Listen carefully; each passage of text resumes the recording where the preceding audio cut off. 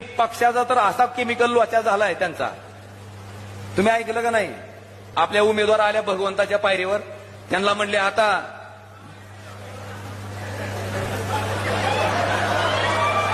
राष्ट्रवादीमधून भाजपमध्ये कशासाठी गेलते? विकासासाठी. आणि भाजपमधून परत राष्ट्रवादीत कशासाठी आले?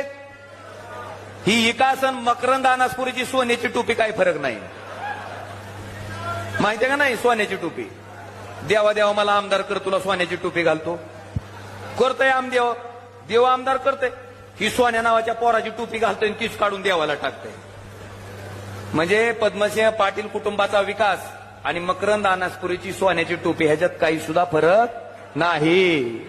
आणि भैयासाहेब, आज हीच माणसं त्यांना विचारलं आल्या आल्या, मला सांगा तुम्हाला मान्य आहे का हो नवरा भारतीय जनता पार्टीत, बायको चोरलेल्या घड्याळाकडं? चोरलेली वस्तू कधी भूषणानं घेऊन हिंडताव का तुम्ही? चोरलेली असते ती, पण ही लोक भूषणानं घेऊन हिंडायलीत. कोर्टानं सांगितलंय खाली लिहा, कोर्टात केस चालू आहे, निकाल लागल्यावर ही तुमच्याकडे राहील का नाही सांगता येत नाही, लिहिलंय. आणि त्या ताईला विचारलं पत्रकाराने, ताई ताई आता तुम्ही राष्ट्रवादी काँग्रेस वाढवणार का? म्हणली माय मी कशाला वाढवू, म्हणली माझा नवरा तिकडे भाजपमध्ये आहे. काय म्हणली फुकट पेढा.